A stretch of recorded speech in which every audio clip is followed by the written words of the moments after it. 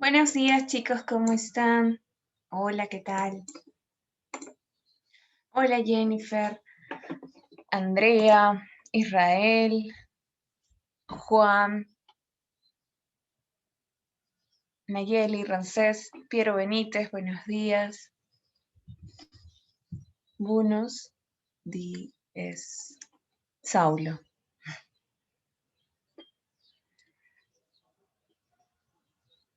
Hola, ¿cómo están?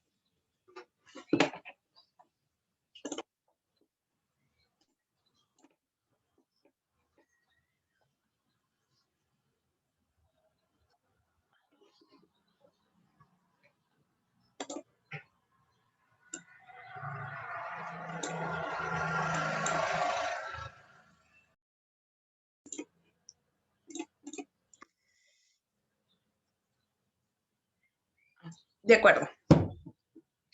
Buenos días, profesora Allen, ¿cómo está? Buenos días, Katy. Buenos días a todos. ¿Cómo están? ¿Qué tal? A ver. Eso son las 8:30.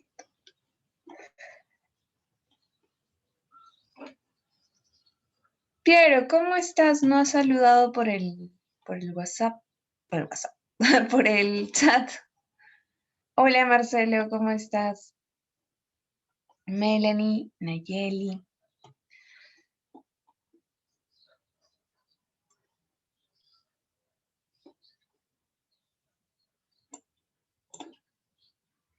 El repaso. Sí.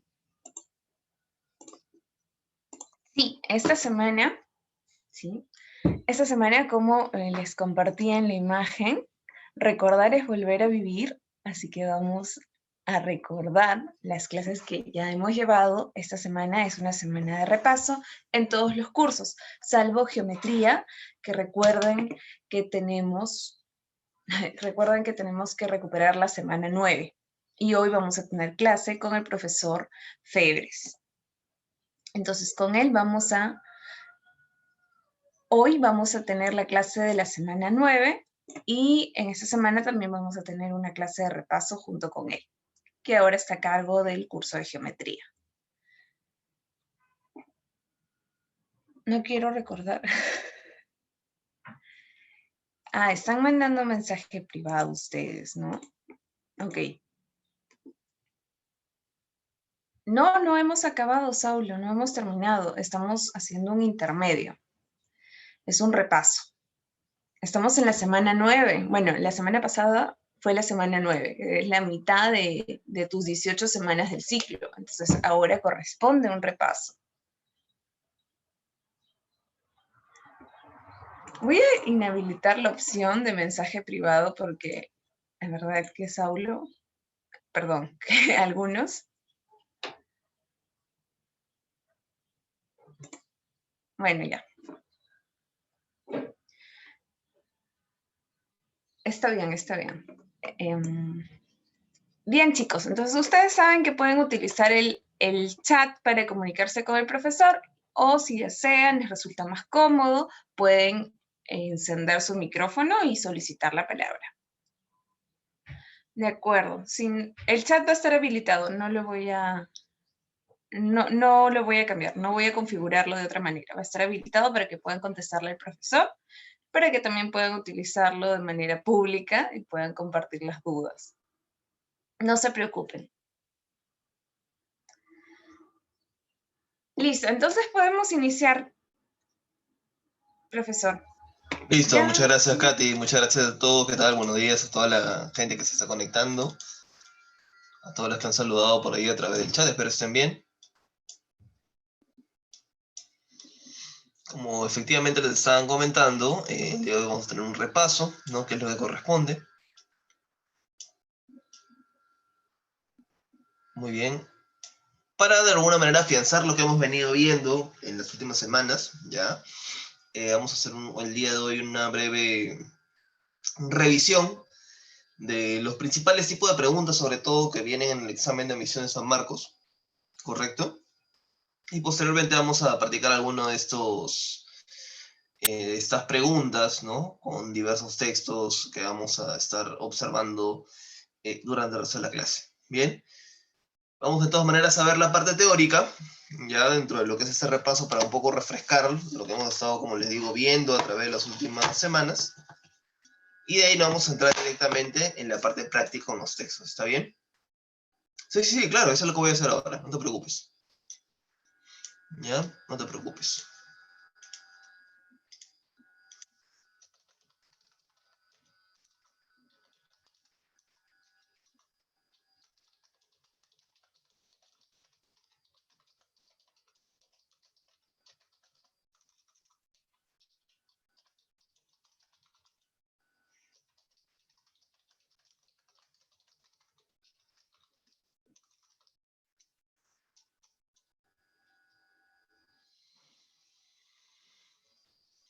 Muy bien, veamos entonces. A ver, el razonamiento verbal, en la amplitud de temas que puede abarcar en sí mismo, ¿ya? Que lo más básico suele ser las relaciones léxicas, ¿no? Cuando hablamos de sinónimos, antónimos, parónimos, ¿no? Lo que viene a ser meronimia, hiperonimia, ¿ya? Hiponimia, ¿correcto? Cuando hablamos de todas estas relaciones es la parte más básica del razonamiento verbal, ¿no? El razonamiento verbal, aparte de eso, aparte de relaciones léxicas, también ve lo que viene a ser la coherencia, ¿no? Textual, que ahí vienen las preguntas relacionadas con oraciones incompletas, bien, oraciones eliminadas, inclusión de enunciados, bien, ve la cohesión textual, que ahí viene lo que son conectores lógicos, ¿no? Plan de redacción, ¿ya? En fin, nosotros nos concentramos en una parte de lo que viene a ser el razonamiento verbal llamada comprensión de lectura, ¿correcto? Y las preguntas que vienen en comprensión de lectura suelen ser más o menos las mismas durante los últimos años, con algunos pequeños cambios que se han dado, ¿ya? Sobre todo en cuanto a el señalamiento, ¿está bien? O la nomenclatura de ciertos tipos de preguntas, ¿está bien? Y la eliminación también en los últimos exámenes, por ejemplo, ya no viene lo que es pregunta por título, ya no está viniendo, ¿ya? No está viniendo tampoco lo que viene a ser la intención del autor, está bien. Pero sí es algo que durante años anteriores ha estado apareciendo y que podría volver a aparecer. Lo que vamos a ver el día de hoy, ¿ya? De todo lo que hemos estado viendo durante semanas pasadas es lo que sí suele estar viniendo en los últimos exámenes. ¿Ya? Por ahí en las semanas anteriores en los temas hemos visto, como les expliqué en su momento, algunas cosas que eh, han venido hace años y que podrían venir de nuevo, así que es importante revisarlas, pero el día de hoy nos vamos a concentrar en las que sí han estado viniendo, ¿correcto? Muy bien. Preguntas que vienen de todas maneras son preguntas por jerarquía textual, ¿ya? Las preguntas por jerarquía textual aparecen sí o sí. De las preguntas por jerarquía textual tenemos que destacar las preguntas por tema, las preguntas por idea principal y las preguntas por idea resumen. Te he colocado ahí ideas secundarias nada más porque son parte de la jerarquía textual, ¿ya? Pero no hay preguntas que vayan directamente a las ideas secundarias. Las preguntas de ideas secundarias aparecen en lo que viene a ser idea compatible, idea incompatible, vienen a aparecer en lo que es una extrapolación, vienen a aparecer en lo que son inferencias, o sea, terminan apareciendo, ¿no? En los demás tipos de preguntas, pero son parte de la jerarquía textual, ¿ya? La parte base de la jerarquía textual es el tema, ¿correcto? Como bien sabemos, en los exámenes de admisión de San Marcos no te preguntan ya por el tema, te preguntan directamente por el tema central, asumiendo que si sabes el tema central es porque sabes el tema, ¿cierto? O sea, no podrías responder una pregunta de tema central adecuadamente si no sabes cuál es el tema. Y el tema es muy amplio, ¿no? El tema puede ser extremadamente amplio. Por ejemplo, el tema puede ser el COVID, ¿ya? Y el tema central puede ser una nueva cepa de COVID, ¿no? Una nueva cepa de COVID-19, ¿correcto? Puede ser el tema central, porque estás dando una especificación, ¿correcto? Una mutación del COVID-19. Esa es una especificación, ¿bien? Lo que yo digo acerca del tema es mi idea principal. Una nueva cepa del COVID ha aparecido en Europa, ¿correcto? Y estoy diciendo algo al respecto. Primero le estaba nombrando nada más y luego estoy diciendo algo con respecto a lo que viene a ser mi tema central. Entonces, mi tema, ¿ok? Es amplio. Cuando yo le doy especificaciones se convierte en tema central. Bien.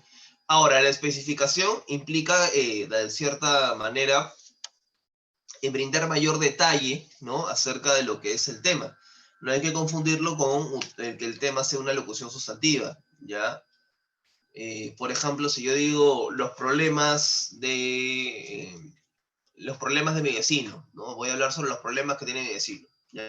Esa es una locución sustantiva, porque en el caso de problemas y vecino está todo totalmente conectado. No es como que el tema sea los problemas o el tema sea mi vecino en sí, ¿está bien? Cuando yo le doy esa especificación, cuando yo le doy a esa locución sustantiva especificaciones, ¿no?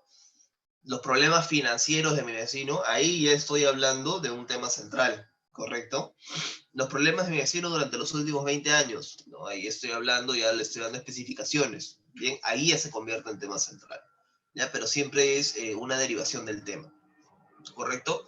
¿Cómo se halla el tema de una manera definitiva? Le preguntas al texto, ¿no? ¿De qué o de quién estoy hablando?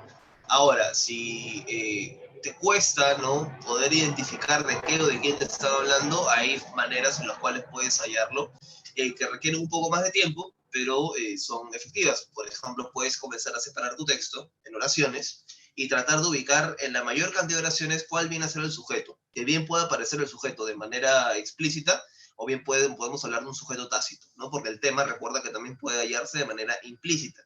Bien.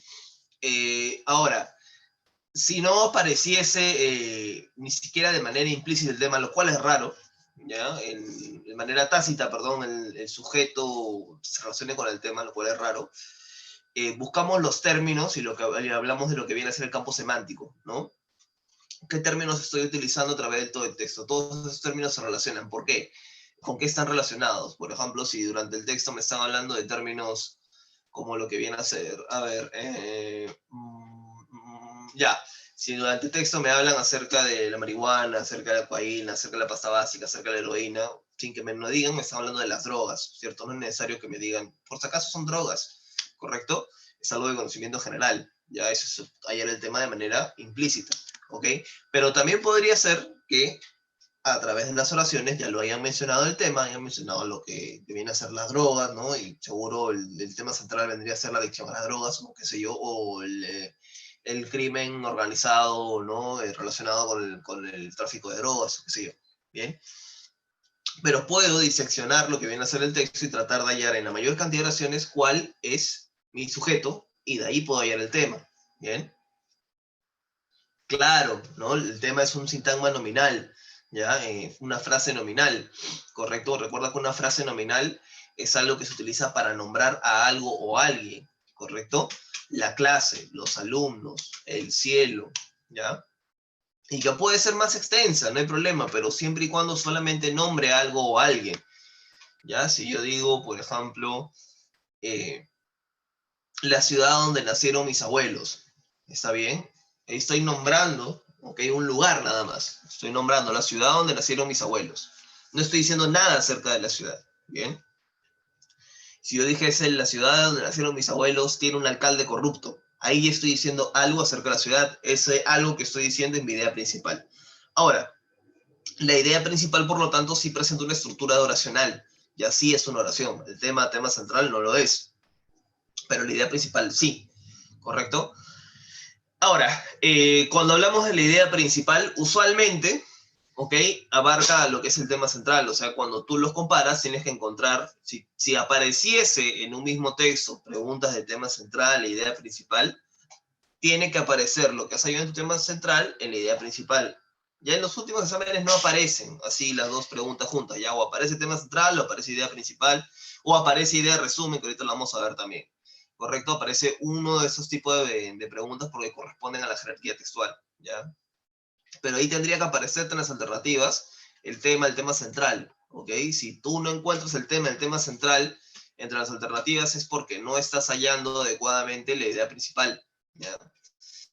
Otra cosa que te va a servir a ti para poder hallar la idea principal es la parte que está en lo que viene a ser la premisa en sí misma. Hay veces que la idea principal está en la mismísima premisa, ¿ya? Si no estuviese en la mismísima premisa, es que va a aparecerte con el tema central ahí, ¿no? Pero hay veces que la premisa también te permite hallarla porque en la premisa aparece el tema central, ¿correcto? Luego tenemos la idea resumen. En el caso de la idea resumen tiene la estructura de aparecer con el tema central, aparecer con la idea principal y aparecer acompañado de lo que viene a ser una idea secundaria, ¿no? Entonces, por eso es que ya no suelen aparecer, pues, 2 o 3 preguntas de jerarquía textual, ¿no? Porque si hallas una, tendrías la facilidad de poder hallar la otra. Sería como si te estuviesen ayudando de alguna manera a construirlo. Si es que tienes en clara la teoría, ¿no? También afirma o niega algo de la idea principal. Sí, cuando estás diciendo algo acerca del tema, estás afirmando o negando. Eso es inevitable, ¿no? Si yo digo algo sobre ti, o lo afirmo o lo niego, ¿no? Si yo digo Piero se levantó temprano, estoy afirmando algo. Si yo digo Piero se quedó dormido, estoy afirmando algo, ¿correcto? Si yo digo Piero no ha estudiado, ¿no? Estoy negando algo, ¿no? Si yo digo Piero no es un alumno ocioso, entonces estoy negando algo. Siempre que yo diga algo sobre alguien, o afirmo o niego, ¿no? Es inevitable, ¿ya?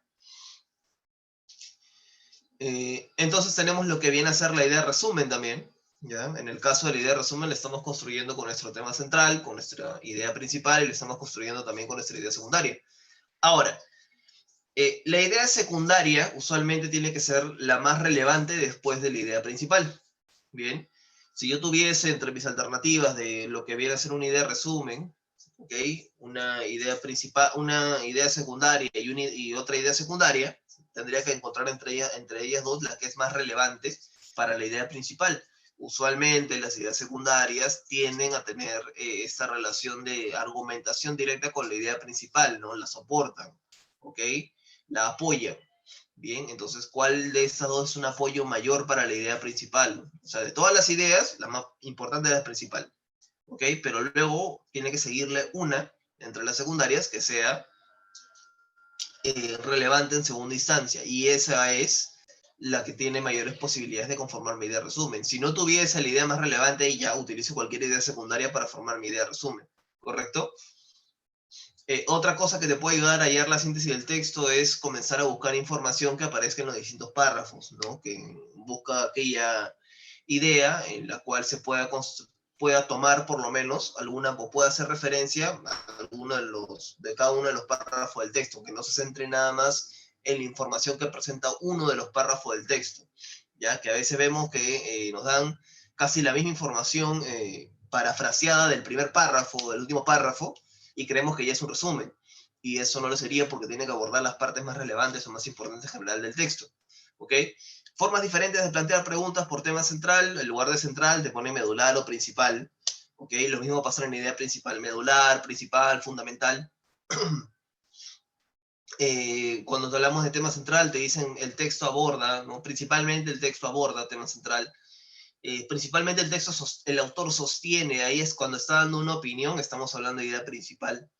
¿Okay? Una síntesis del texto sería idea resumen, ¿está bien? Son simplemente planteamientos diferentes para preguntarte por estos tipos de información, ¿no? Un tópico en el caso de tema también, ¿no? El tópico principal acerca del cual el autor versa, ¿no? El autor versa sobre, versar sobre, hablar sobre, tema también, ¿ya? Cuando implica una opinión, por eso decimos cuando sostiene, ¿no? Está implicando una opinión, ahí hablamos de idea principal, ¿ya? ¿Hasta acá alguna duda?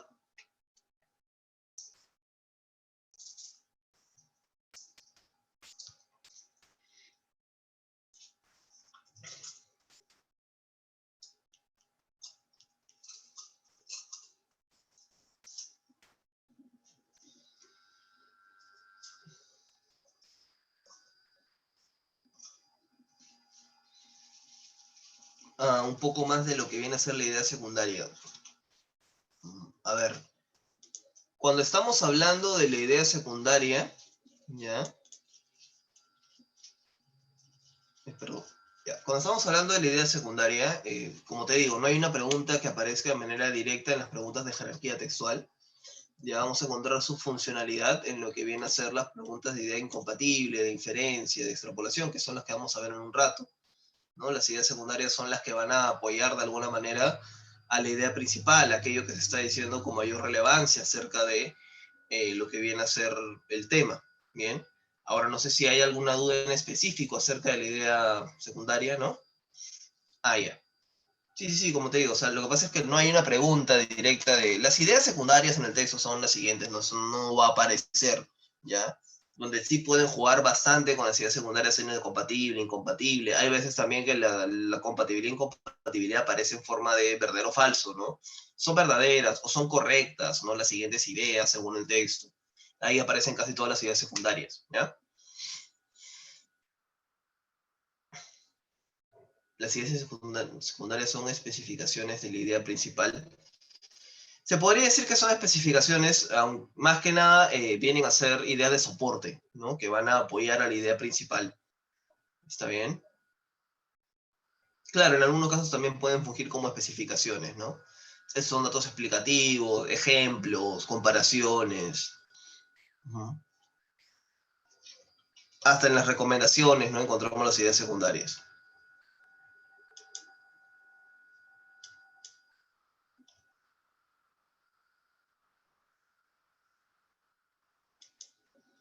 Muy bien, vayamos al siguiente. Ok, tenemos acá que es la jerarquía textual, ¿ya? Cuando hablamos, bueno, acá es lo que les estoy explicando, ¿no? Tema central, idea principal, idea secundaria, idea estructura organizada, ¿ok? Jerarquía viene a ser la información más importante hasta la menos relevante, ¿no? Y de ahí se deriva todo, o sea, la jerarquía textual es la base para que puedas entender el texto, ¿ya?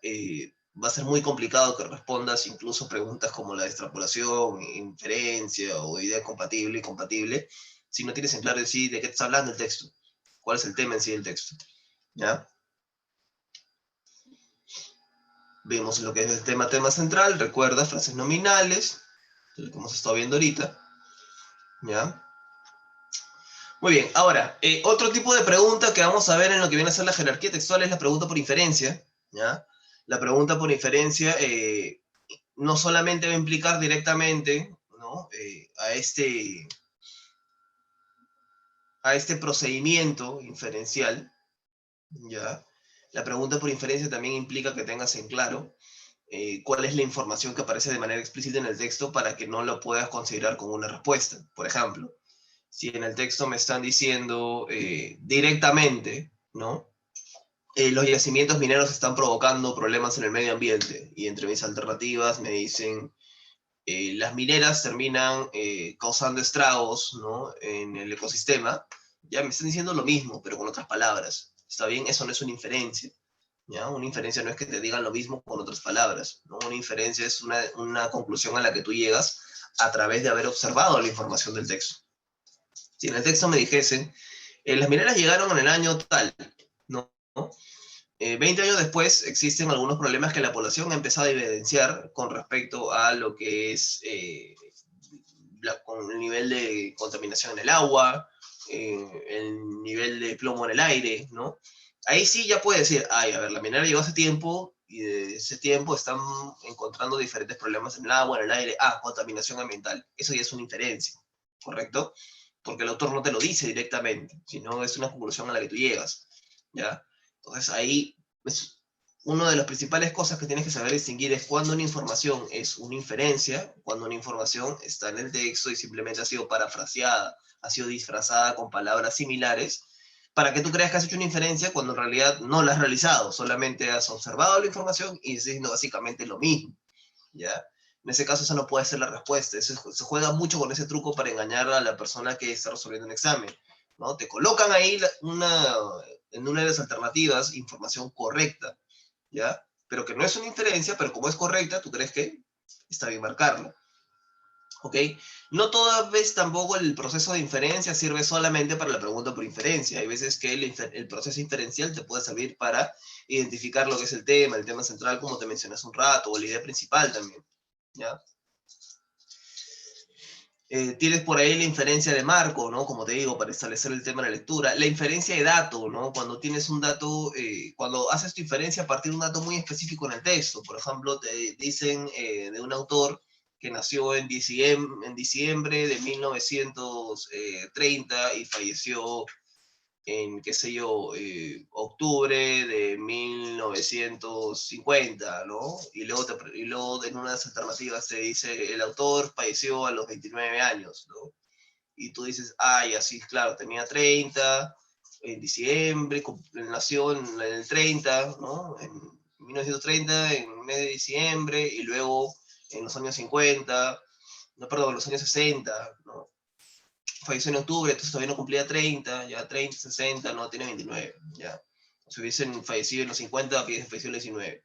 ¿Ok? Pero es una inferencia de datos porque llegas a la conclusión a través de un dato muy específico que te ha dado el texto. O sea, está ahí y lo único que has hecho tú es hacer la resta, ¿no? Entre ambas informaciones, ¿ya? Esas son inferencias de un dato explícito, ¿no? Has llegado a una inferencia, ¿correcto?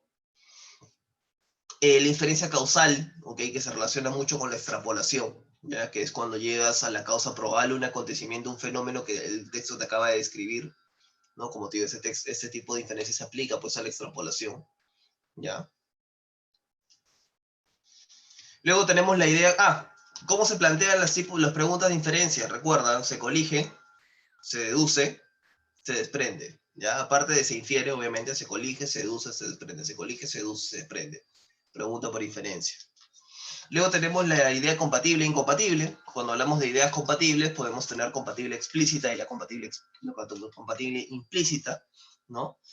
La compatible explícita es aquella que aparece en el texto, parafraseada, como una frase equivalente, ¿no? Entonces, parafraseada quiere decir a través de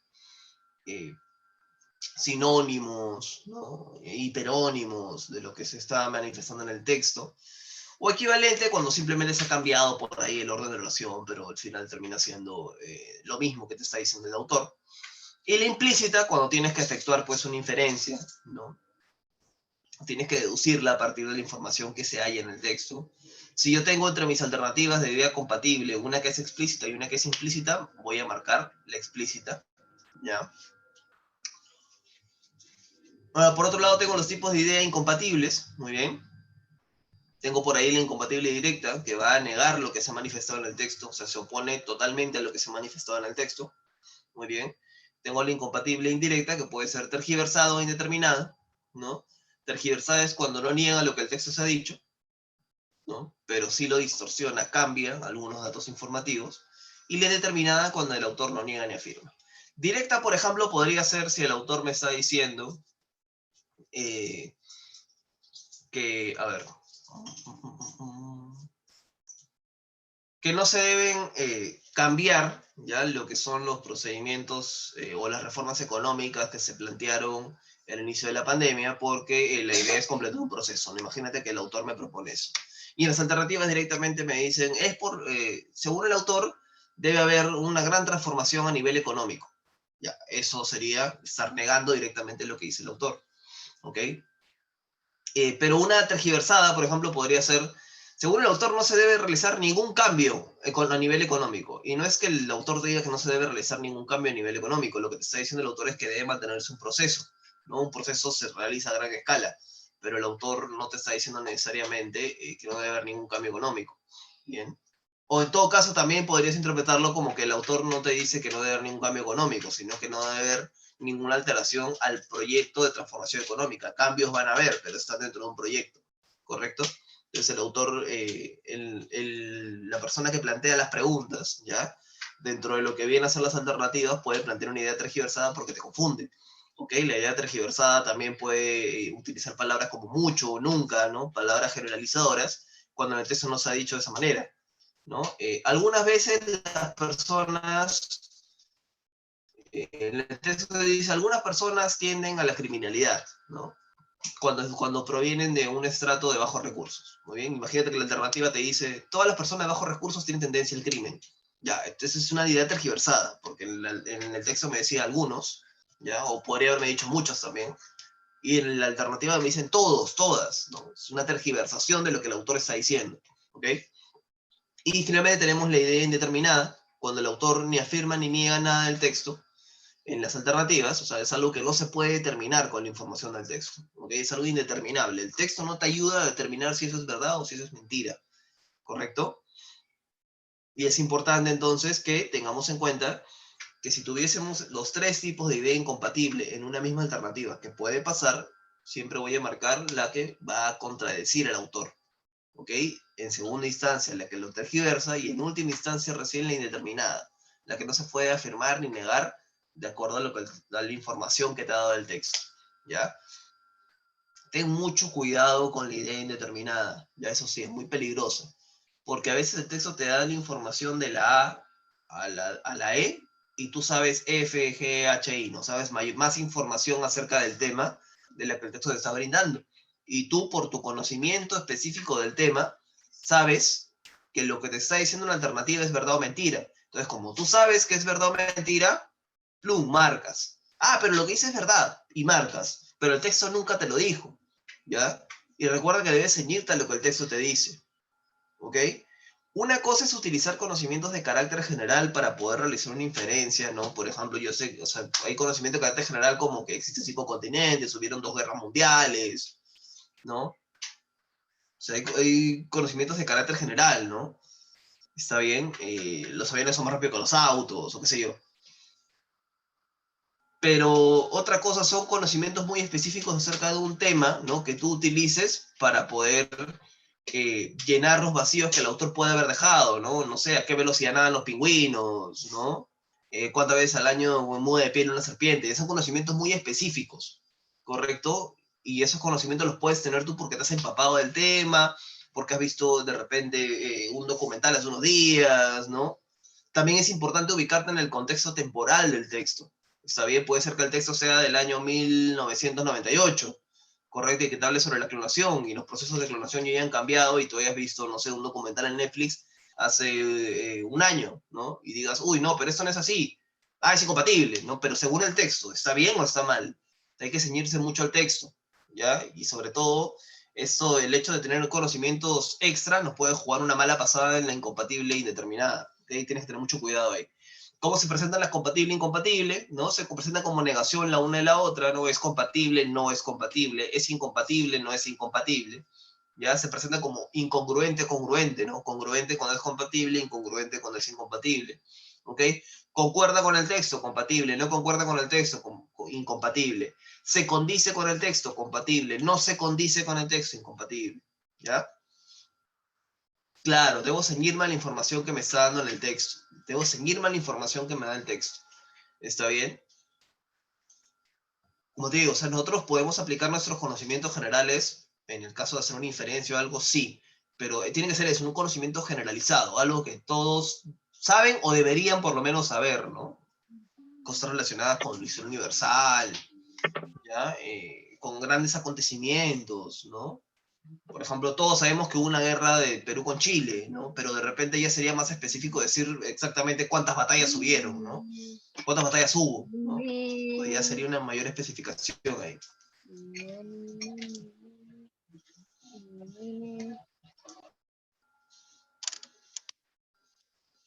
Muy bien, veamos acá.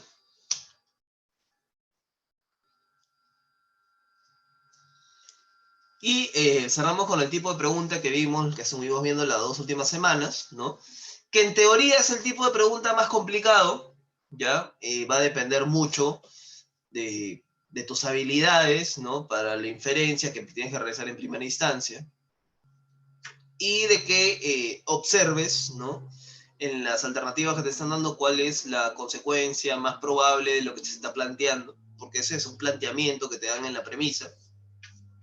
Si hubiese pasado lo siguiente, si pasase lo siguiente, si se diese lo que estaba mencionando el texto, ¿ya? Son hipótesis que se plantean en la extrapolación. Suele empezar así, ¿no? Sí, o aparece a mitad de la alternativa, ¿no? Considerando que tal acontecimiento se dio. ¿Qué hubiese pasado si se hubiese sucedido lo contrario? ¿No? Pero siempre aparece ese sí condicional por ahí, ¿no? Como siempre y cuando. Es raro que aparezca siempre y cuando, solamente aparece sí, si es que, ¿no? Muy bien. Los expuestos sufren modificaciones. Ya, y son algunos tipos de extrapolación que te puede solicitar el texto es, primero partiendo de qué hubiese pasado si hubiese sucedido lo contrario a algo que ya sucedió, ¿no? ¿Qué hubiese pasado si no hubiésemos sido conquistados por los españoles, ¿no? Lo contrario, si el texto te dice que debido a la conquista española se perdió el quechua como idioma principal de nuestra nación, si no nos hubiesen conquistado los españoles, probablemente los hubiese perdido el idioma quechua. Ten en cuenta que la extrapolación no es una invitación a que tú dejes volar tu imaginación, ¿ya? El autor te va a decir que cuando pasó esto, hubo tales consecuencias. Ok, si no hubiese pasado eso, entonces no hubiese habido estas consecuencias. Es lo primero que tú tienes que llegar a definir, ¿no? Sucedió A, pasaron B, C, D. Si no hubiese sucedido A, no hubiesen pasado ni B, ni C, ni D. ¿Correcto? Ya las ideas que yo pueda tener, ¿no? Que Perú hubiese sido una potencia mundial y hubiese vendido su oro, ya esas son cosas que van a escapar a lo que me está planteando el autor en el texto, ¿ya?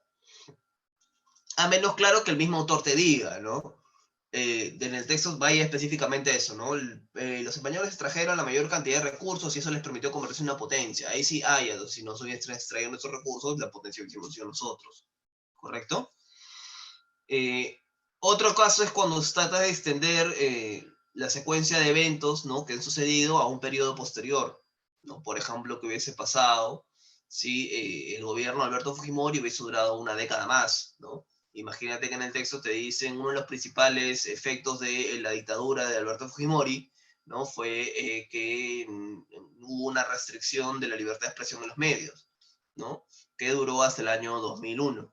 ¿Ya? ¿Qué hubiese pasado si el gobierno hubiese propietario el poder 10 años más? Probablemente los medios hubiesen estado una década más sin poder expresarse libremente. Es una deducción directa, concisa, ¿ya? De lo que el mismo autor te está manifestando, ¿no? Sobre un periodo de tiempo posterior que se ha extendido, una suposición. Otra suposición es el traslado de conceptos a otro tema distinto del original, ¿no? Por ejemplo, si te están diciendo en una de las alternativas, ¿ya? Debido a que el jugador Pepito Morales no entrenaba con regularidad y se dedicaba a andar en fiestas y a beber y a drogarse, ¿no? Fue suspendido de ese equipo y no ha sido vuelto a llamar por la selección nacional, ¿no? Te estaba hablando de eso en el texto. Muy bien. ¿Qué pasaría si un atleta, no sé, que practica natación, ¿no? Hubiese llevado la misma vía que Pepito Morales, ¿no? Probablemente nunca hubiese sido llamado a un evento para representar al país. Es una extrapolación, ¿no? Estoy aplicando lo mismo que le sucedió a alguien en un tema diferente, ¿ya? Lo otro es cuando se refiere de un género, o sea, pero cuando hablamos de una generalidad, ya de una generalidad algo específico. Por ejemplo, ¿qué pasaría si lo que sucede en Venezuela estuviera sucediendo en toda América Latina? Si en Venezuela hay escasez de productos, en toda América Latina habría escasez de productos, ¿no? O si algo que sucede en todo un continente se aplicara solamente a una parte de un país, ¿no? Igual, puede ir en ida y vuelta, ¿ok?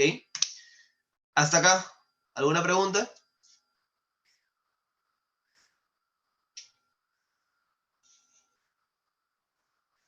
¿Alguna duda por ahí?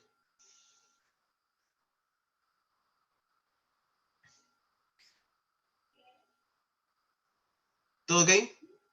Bien, si no ya entonces hemos de pasar a lo que es la parte práctica.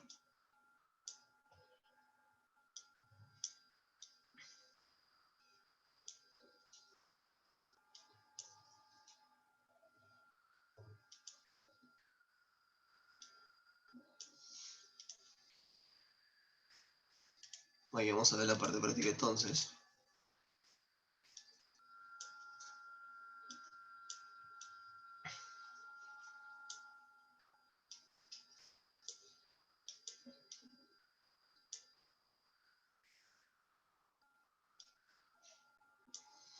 Te he traído 6 textos con 30 preguntas, ¿ya?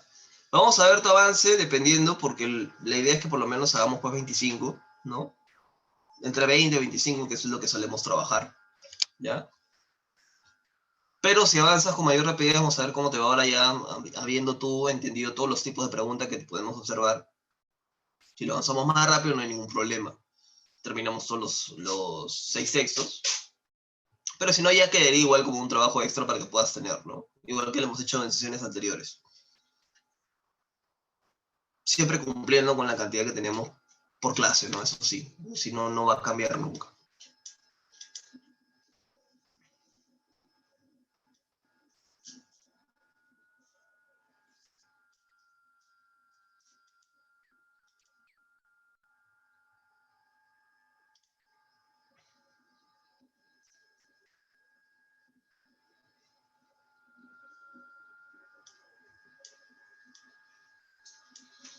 En primera instancia te voy a dar 10 minutos para hacer esto, en primera instancia, pero si lo terminas antes y te doy las claves no hay ningún problema. Entonces está para hacer hasta en 7, 8 minutos, ¿ya? Va a depender de tu capacidad de concentración y velocidad de lectura.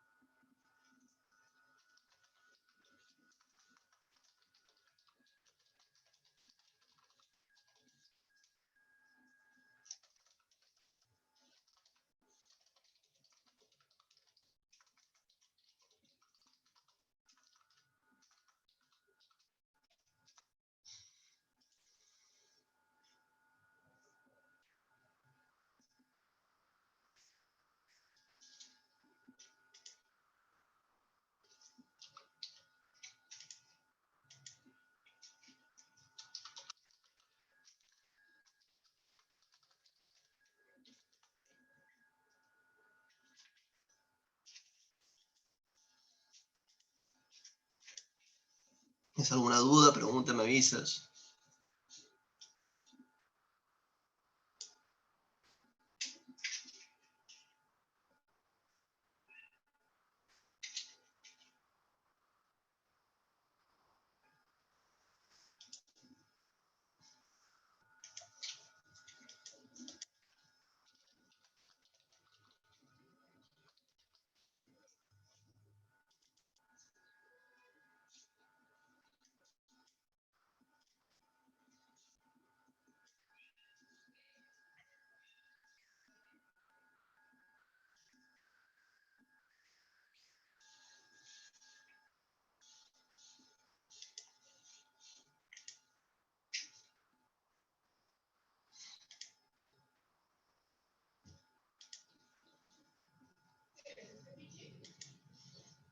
Por si acaso acá, en Convierte, lo que va al costadito debe ser una comilla simple, no como acá, como en vida real.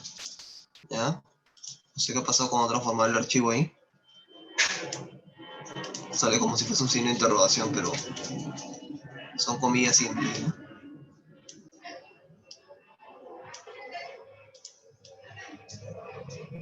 Que lo están en ese caso señalando de manera irónica, ¿no?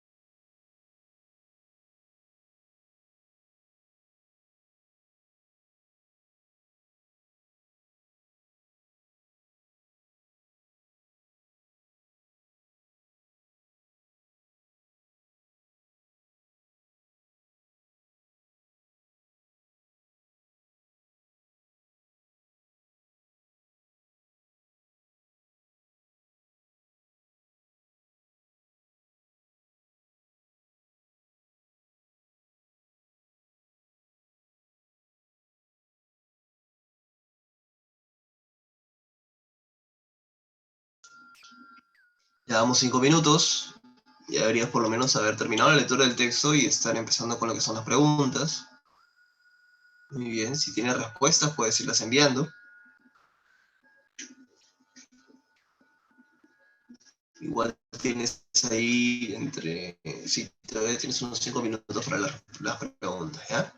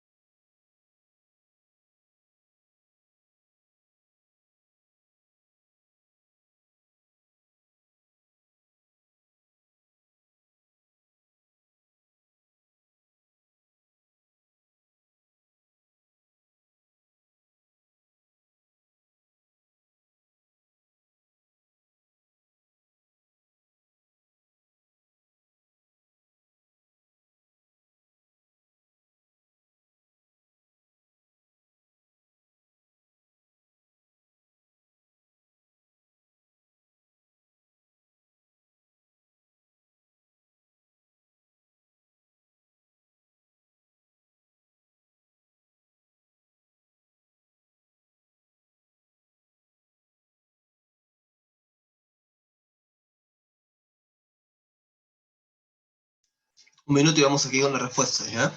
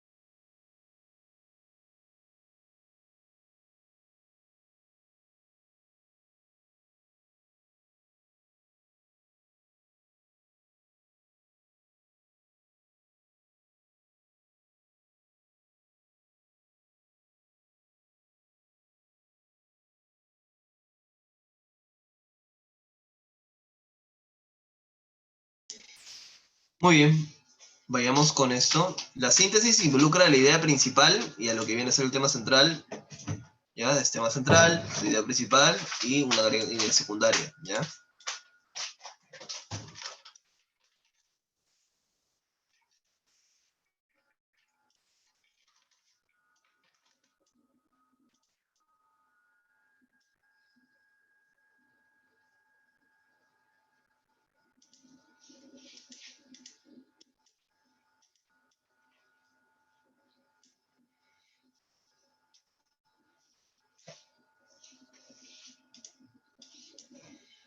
A ver, veamos acá.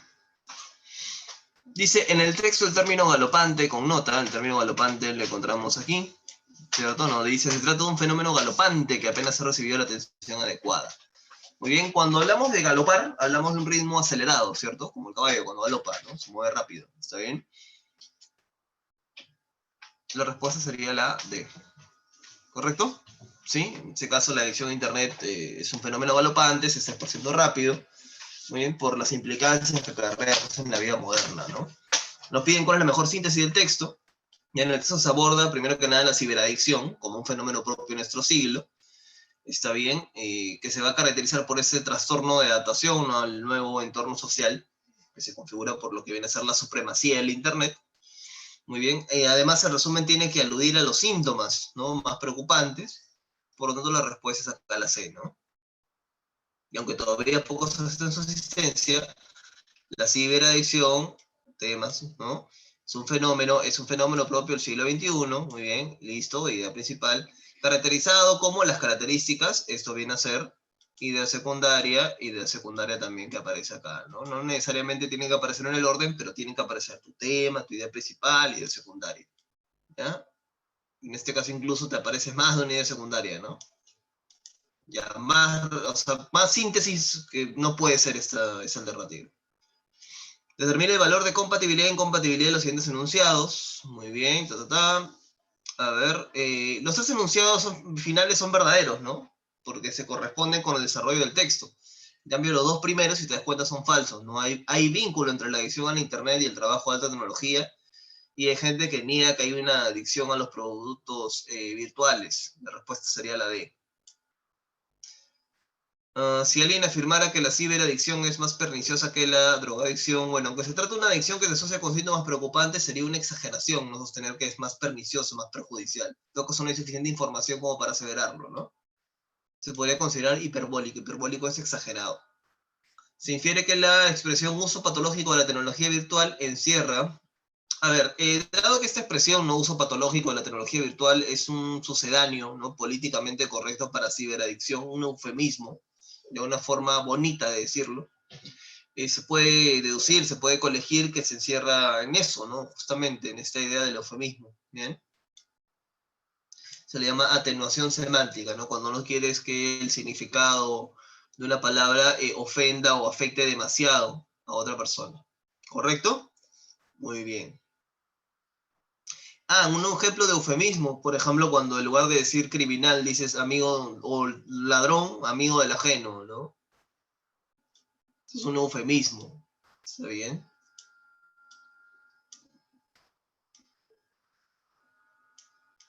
Claro, utilizo simplemente para lo que no suene tan ofensivo, ¿no?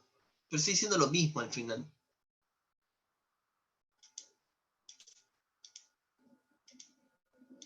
Pero sí es importante usarlo, ¿eh? No es tampoco algo que no se deba, que sea ilegítimo de utilizar. A veces perdemos la noción de lo importante que puede llegar a ser la empatía, no la asertividad, decir las cosas de manera precisa. Hay gente que se cree directa por ser poco sutil o tosca para hablar, ¿no? No, pero estoy diciendo la verdad. Ya, está bien, pero hay forma de decirla, ¿no? Nunca perdamos la asertividad que es parte de nuestra condición humana, o debería serlo.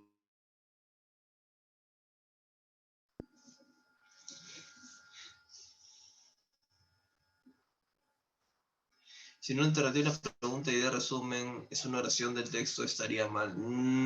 Si es solo una oración, sí. Tendría que abarcar más de una en todo caso, para hacer un resumen adecuado, ¿no?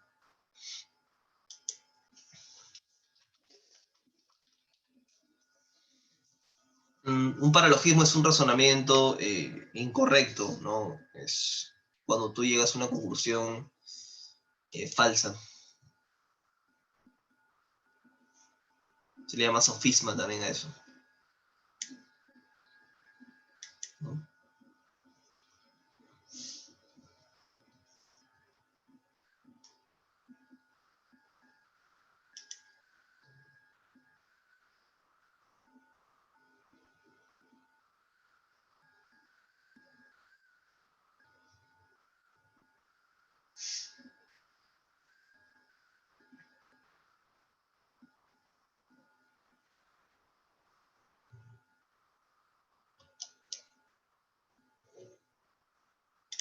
Bien, vamos con el siguiente texto.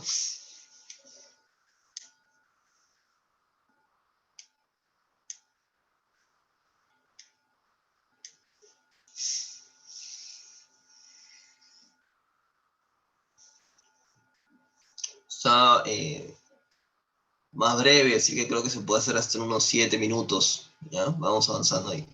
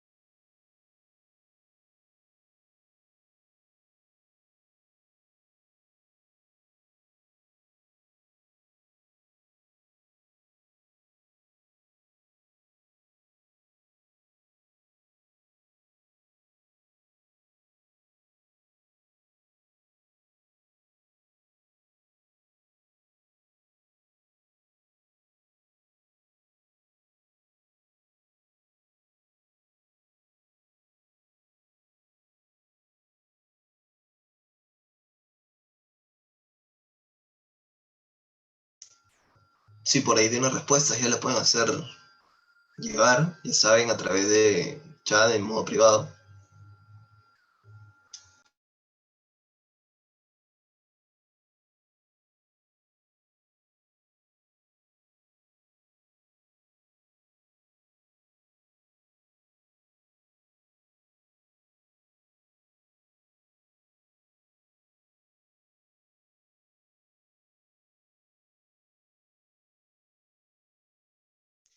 Falibilidad implica la posibilidad de fallar. Las fallas que pueda presentar.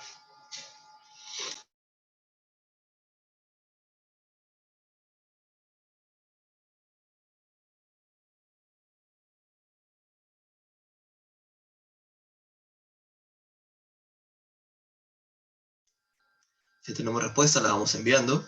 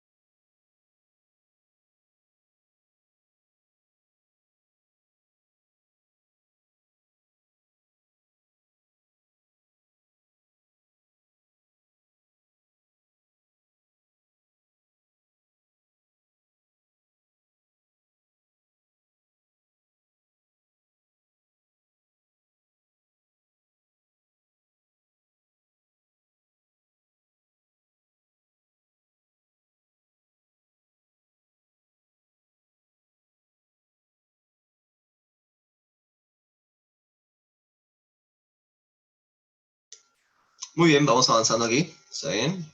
A ver, dice, fundamentalmente el autor discurre en torno a, o sea, ¿de qué está hablando el autor? De lo que se está diciendo de manera principal. Tenemos que relacionarlo de todas maneras con lo que viene a ser la ciencia, ¿no? Lo científico, entonces estamos entre la alternativa A y la alternativa D, ¿bien?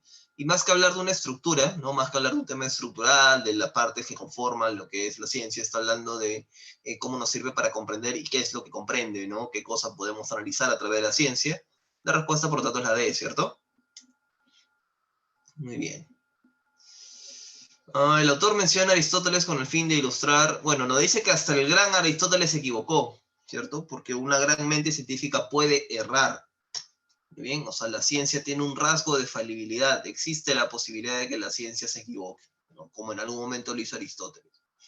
Y por eso es que siempre hay más estudios y nuevos descubrimientos, etcétera, ¿no? Siempre buscando llegar a la verdad. Muy bien, dice acá, se puede colegir del texto científico, que el texto científico se caracteriza por. A ver, el texto científico en un punto nos mencionan que se divorcia pues de la actividad dogmática, de la regla, ¿no? En sí misma, ¿ya? Y suele considerar pues visiones alternativas, ¿no? A la mirada convencional, a la mirada clásica. La respuesta sería la C, ¿no? Resulta incompatible con el texto decir que la mentalidad científica, acá sería la D, ¿no? El consenso no es una propiedad de la mentalidad científica porque no es un criterio válido de verdad. Algo no es cierto porque la mayoría de personas crea que es cierto. Está bien, no necesariamente. Tampoco quiere decir que si la mayoría lo cree sea falso. ¿Ok? Hay otros criterios que deben tomarse en cuenta. Si un enfoque narrativo es someter al riguroso control experimental, si un enfoque narrativo somete a ver, la narración se puede llegar a tornar fabulosa, en un momento lo menciona, ¿no? La narración, la fábula. Y entonces pierde ese carácter científico, ¿no? En la medida que deja de lado la comprobación empírica, la comprobación en base a la experiencia. Bueno, si un relato entonces lo sometieras a un rigor de control experimental, podría tener visos de empresa científica, ¿no? O sea, podría calificarse como una empresa científica. Ya no tanto como si una simple narrativa, un simple relato, porque pierde esa libertad creadora, ¿no? Se tiene que ceñir a la verdad, a lo posible, a lo comprobable. Muy bien. Listo, vamos con el texto 3. Igual creo que está por unos 6 minutos. ¿Ya? Ya nos vamos poniendo tiempo, ¿no? Ligue.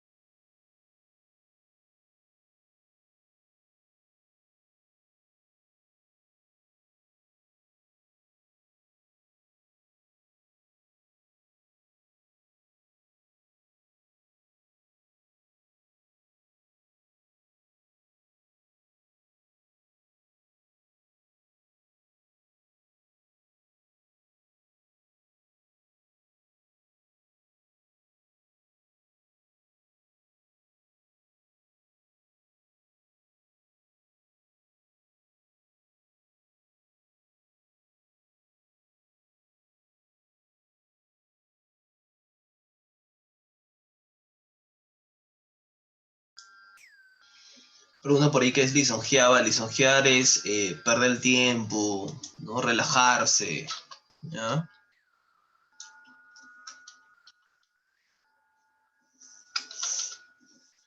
También se le llama lisonjear cuando tú le das muchos halagos a una persona. Tiene más de una acepción.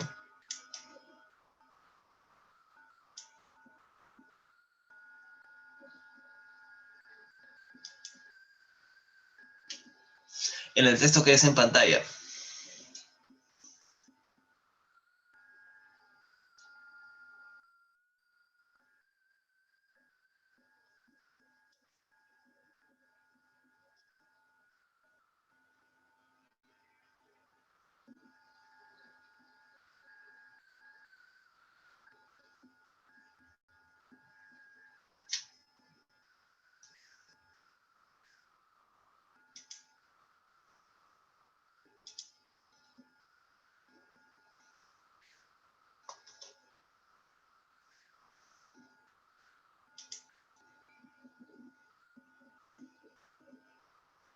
A ver, 2 minutos más ya, y vamos con las respuestas acá.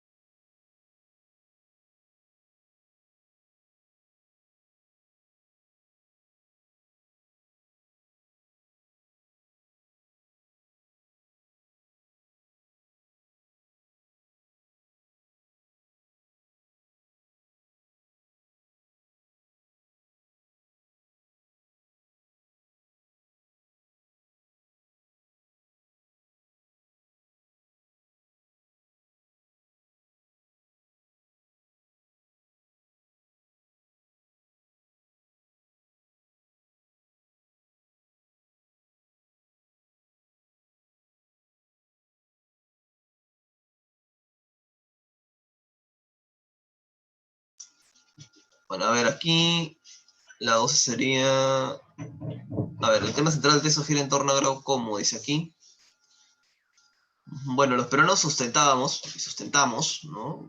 Nuestra autoestima, pues, en grado, por lo que era el orgullo, ¿no? De esta fatídica guerra con Chile. La respuesta era la C, ¿no? De cómo era el emblema del orgullo de la nación en la guerra contra Chile. ¿Ya? En la B creo que no se me, en la 1 creo que no se me escuchó. En el texto te dicen que había algunas campañas que eran infructuosas de él, por eso sería incompatible decir que salía victorioso de todas las batallas en las que se comprometía. ¿Ya? 13. Cuando dirigía el monitor Huáscar, originaba en los peruanos. Bueno, en el grado se cifraba pues la esperanza, ¿no? De una victoria contra ese terrible enemigo, ¿no? Que era la Armada chilena. Por lo que generaba en los peruanos un sentimiento expectante, ¿no? Estábamos a la expectativa de qué podría pasar, todavía tenemos esta esperanza de ganar, ¿no? O sea que en realidad por todo lo que se hizo, probabilidades eran muy reducidas, ¿no? Pero daba algo de esperanza en todo eso. Si el peruano Piérola se hubiese comportado como el inglés Cromwell, a ver, el gran Cromwell es el emblema, ¿no? Para los ingleses. Si Piérola se hubiese comportado a la altura de la historia épica, habría devenido en un símbolo para los peruanos, ¿no? Pero no fue así, ¿ya? Hubiese sido un símbolo igual que Cromwell, ¿no?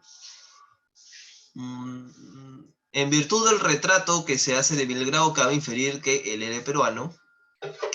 Bueno, él pues arrostraba, ¿no? Era el símbolo de las campañas más difíciles, ¿cierto? Y no, o sea, las enfrentaba. No le importaba estar en desventaja, ¿no? Numérica contra el enemigo. De ahí se infiere que en la defensa de la patria del Perú estaba por encima del valor de la vida personal, ¿no? Importaba más el luchar por su patria que su propia vida, ¿no? Pero renunció al Congreso para entrar a la guerra con Chile, no tenía por qué haber vuelto a lo que es la Marina, lo hizo para, pues quería luchar, quería defender al país. ¿Te imaginas un congresista hoy en día haciendo eso, renunciando a su puesto para irse a la guerra? Muy bien, vamos con el texto 4.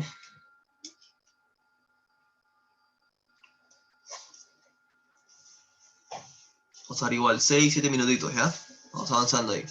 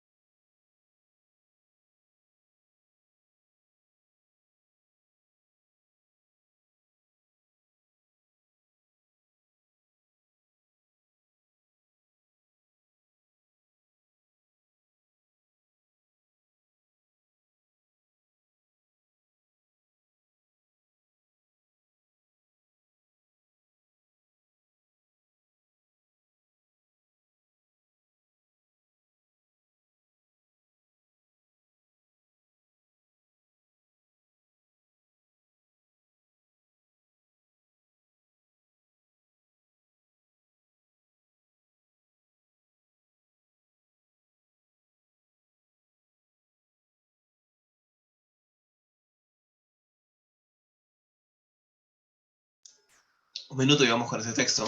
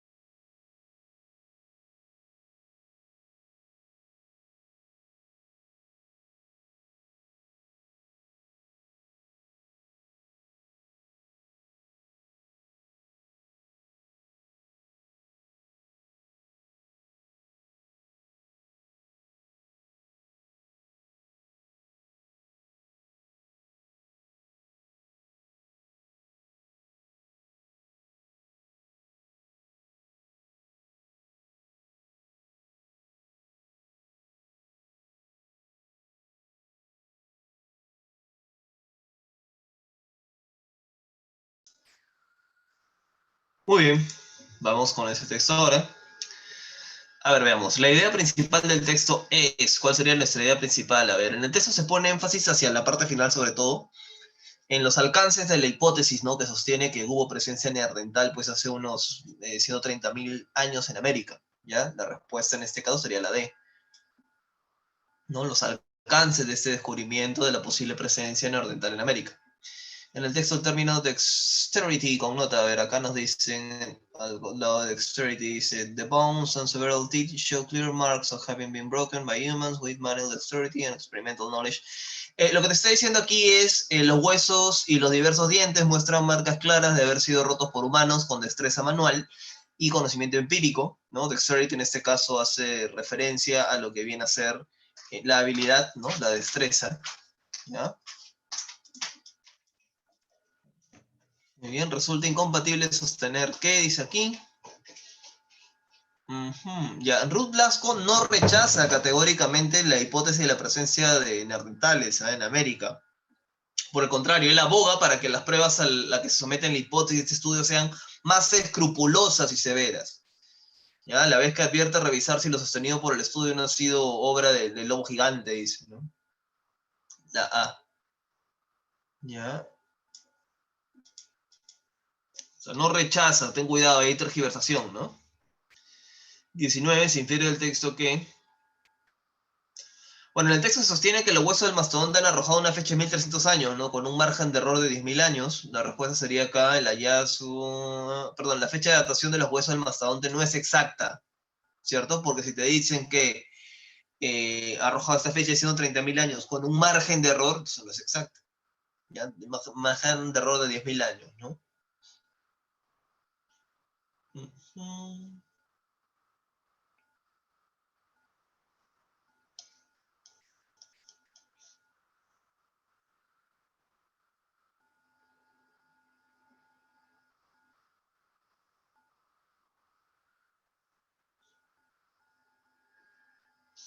¿Por qué no la D? Para cuando existían homínidos de 115.000 años en América. Según los autores del hallazgo liderados por el museo, las pruebas que hemos encontrado en este yacimiento tenían una especie de homínido que vive en América del Norte hace 115.000 años, porque es casi textual en este caso, ¿no? Recuerda que la inferencia tiene que ser algo con lo que se llega a través de una deducción. La 20 dice, si los carnívoros durófagos no fuesen capaces de producir lascas de huesos similares a las que harían los humanos con los percutores de piedra, posiblemente. A ver, las objeciones de Ruth Blasco se sustentan en el hecho de que los lobos gigantes pueden producir lascas similares a las fabricadas los humanos, ¿ya? Si estos carnívoros no tuviesen la capacidad, entonces sus apreciaciones carecerían de sustento, ¿ya? No tendría de dónde argumentar esa similitud. Muy bien, respuesta es la 20. En la 18, ¿por qué no podrían ser la D? Es incompatible tener que los huesos rotos por humanos... los huesos fueron rotos por humanos con conocimiento empírico, porque sí se menciona, se hace referencia a un conocimiento empírico, ¿no? En la frase en inglés justamente donde dicen experimental knowledge, ¿no? Un conocimiento desde la experiencia.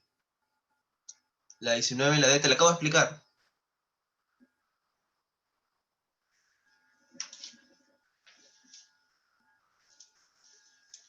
Muy bien, vamos con texto 5.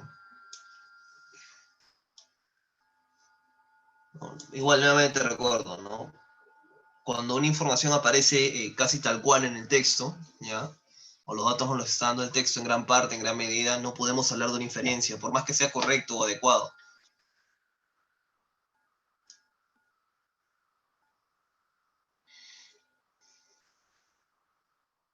¿No? En la cita dice, pues, ¿no? Las pruebas que hemos encontrado de ese yacimiento indican que alguna especie homínido vivía en América Latina 115.000 años antes de lo que se pensaba, señala Grudy Grant, ¿no?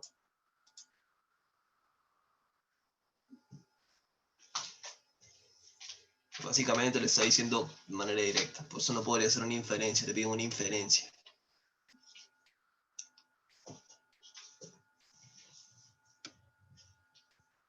Miramos con este texto para ir finalizando. Y el otro quedaría para que lo trabajen, ¿no?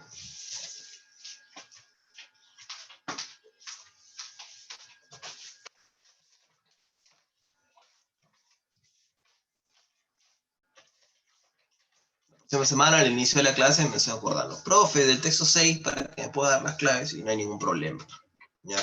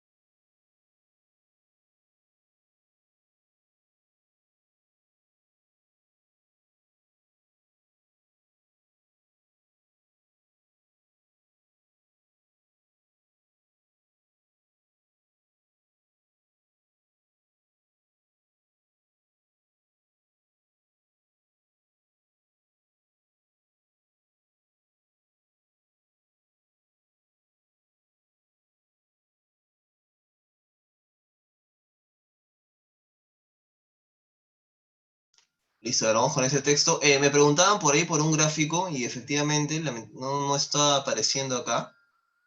Yo lo había incluido, no sé qué ha pasado a la hora que se ha cargado el texto. Es este de aquí el gráfico, ya se lo voy a enseñar brevemente para que lo vean. Este era el gráfico, ¿ya? Ahí si quieren tomar una captura de pantalla o algo. Este era el gráfico acompañado al texto 5, ¿ya? No sé qué ha pasado a la hora que he guardado el archivo que no ha aparecido, pero ahí debería haber estado. Bien. Ok. Y en ese caso, la incompatible, ya en la pregunta 23 que se relacionaba con el gráfico, vendría a ser la B, ¿no? Que la salsa es el género musical que todos los peruanos escuchan exiguamente, o sea, escuchan poco, ¿no? Porque en una de las provincias más habitadas, que es Lima, es la más escuchada, ¿cierto?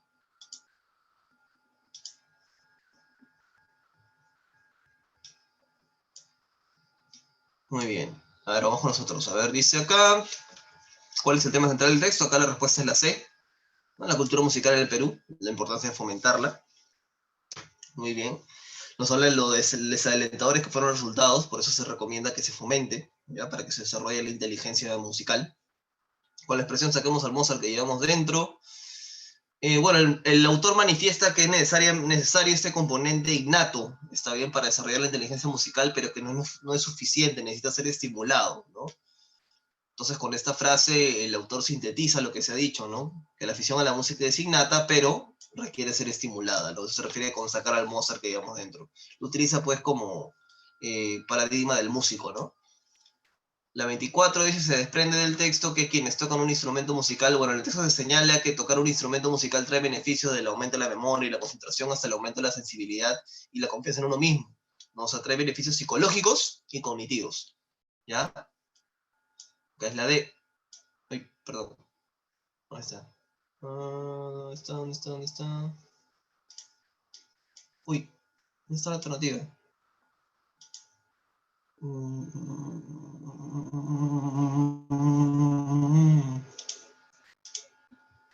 ¿Qué pasó acá? A ver.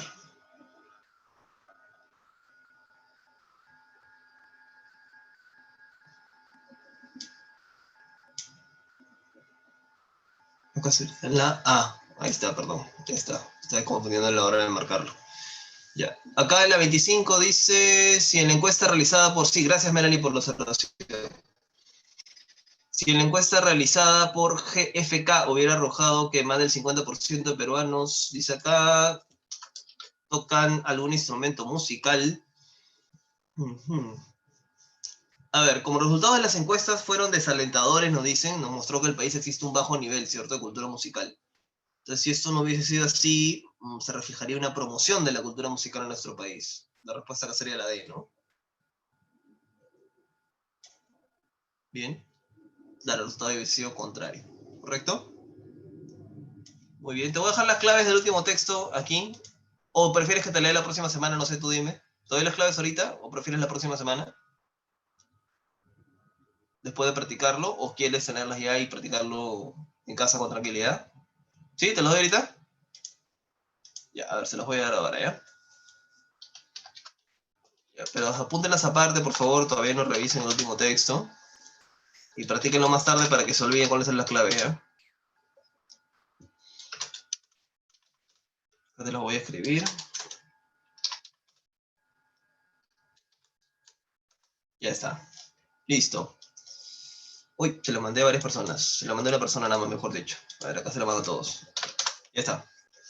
Bueno, chicos, nos vemos entonces la próxima semanita. Cuídense bastante, que pasen una feliz Navidad, ya que le pasen lindo, lo hacen en familia y con bastante cuidado, por favor, que sus familiares no vayan a estar invitando a medio Perú. Es un momento en el cual tenemos que tener mucho cuidado por la situación que ya todos conocemos, así que nada, no les quito más tiempo, que ya les quito bastante, disculpen.